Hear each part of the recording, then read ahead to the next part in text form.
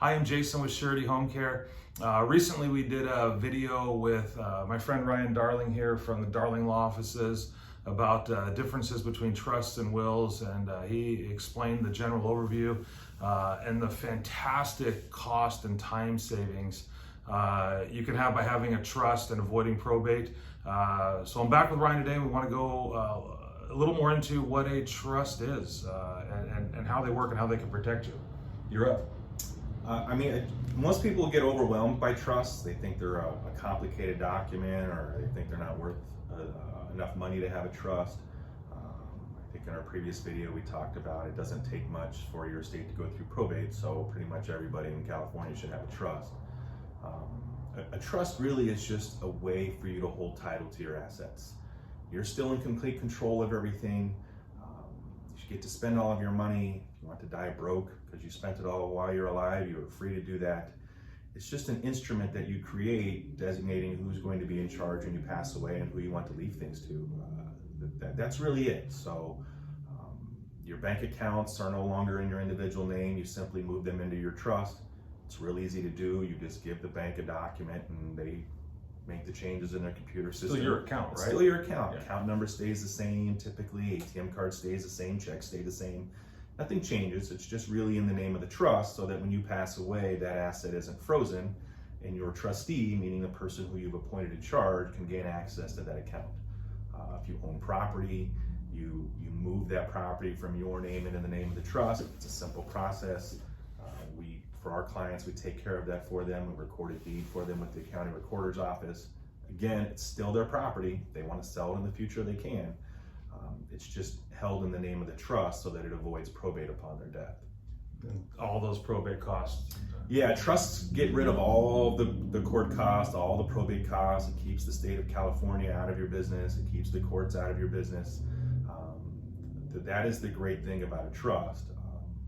The great thing about trusts too is that you can customize them for your family. So every family's different. Every family has different circumstances. Even within families, you raise your kids the same way, you feed them the same thing, have the same rules for them growing up, but when they grow up, they are all completely different. Just for the record, Adriana and Alyssa, my two daughters, you're both perfect. I love you. It's shocking how many times I have clients feel bad about their kids, and it's not that they were bad parents. It's just sometimes kids grow up and they can be problem kids, and the great thing about a trust is that we can control how that child receives their inheritance. So if somebody's irresponsible and we don't want them to get their money all at once, we can put in special clauses in a trust that spells out that they get their money over a period of time. The way that my trust is set up for my son is that it pays for his needs, and big difference between needs and wants. All right, is it pays for his needs up until age 25, at which point he gets a third at 25, a third at 30, and a third at 35. Now, as he gets older, if he's incredibly responsible, I can make a change to my trust, because most trusts are revocable. I can make it so that he gets his money sooner. If he grows up and he's irresponsible, maybe I stretch that money out so he doesn't get it until he's 35, 40, 45. I've seen some clients state that they don't want their kids to get anything until they're 50, 60, 65. That is the great thing about a trust, is that we can control how we distribute the money to them. That's also really important for kids who have special needs, or kids who are on Medi-Cal or SSI. If they were to inherit any money from your estate because it went through probate, those individuals would be kicked off their government assistance. With a trust, which is great, you can put special clauses in your trust to state that that money stays in trust for the benefit of them. That way they still get their inheritance, but it's held in trust for somebody to manage, but they also get their state assistance, which is real important for clients that have kids with special needs. So you're determining, is the person making the trust, you're saying, I want this to happen, and you can assist. You've seen all the different triggers that enact something or stop something. Are there triggers you can, never thought of that, triggers you can put in that could stop a payment? Yeah, so we actually have clauses, and my parents had this for us growing up. We have restrictive trust clauses, so if somebody's abusing drugs or alcohol or isn't working and you're afraid that they're just gonna sit on a beach and spend their inheritance and not work, you can put whatever clause you want in your trust to require them to turn in a clean drug test, to go to rehab, to turn in a paycheck, and the trust will match dollar for dollar what that paycheck says. That is the great thing about a trust, is that we get to really control how our kids are going to spend our money, even though we've passed away. That's great information.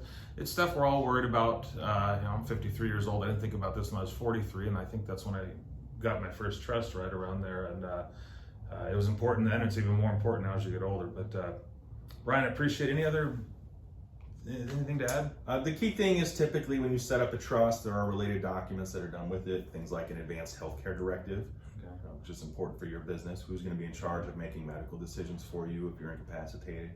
A financial power of attorney, so who's going to write checks for you if you become incapacitated? So when you set up an estate plan, when we do trust for people, we're not just talking about one document. There are other documents that you should have done with it so that we are protecting you during your lifetime. That's great. I appreciate you mentioning Surety Home Care. Surety Home Care, as I said in the previous video, we're not in the financial business. We provide solely in-home caregiving, non-medical in-home caregiving. But we hear these stories, and a lot of families don't quite understand. We'll go in and we'll ask for that advanced directive, and many families don't have them. And it's something everybody should have. I know it's not fun to think about, but when the time comes, it's easier on everybody involved. And like I said in that last video we did with Ryan Darling, that if you don't have a trust and you're not prepared for protecting those assets, it's going to cost you a lot, and that just is what it is. But you can avoid it. Go educate yourself. Go see an elder law attorney. I'm going to recommend, obviously, my friend Ryan Darling and the Darling Law Offices. They've been in business for 40 plus years, same location, same family in the same corner of Arlington and Brockton. They have a wonderful free packet already prepared. You can walk into their office, and I saw some in their lobby today. You grab that folder and it has all the information you need to start educating yourself. So please do that. Your whole family is going to really appreciate it if you did. Ryan, thank you. Thank you. Thank you for having me. Appreciate it. Oh, one last thing for you video experts. We tried to play this off like we did these videos a few weeks apart, and it's just coincidence we're wearing the exact same clothes. We did it the same day, in all honesty. We just have to be forthright. Thanks. I hadn't even thought about that.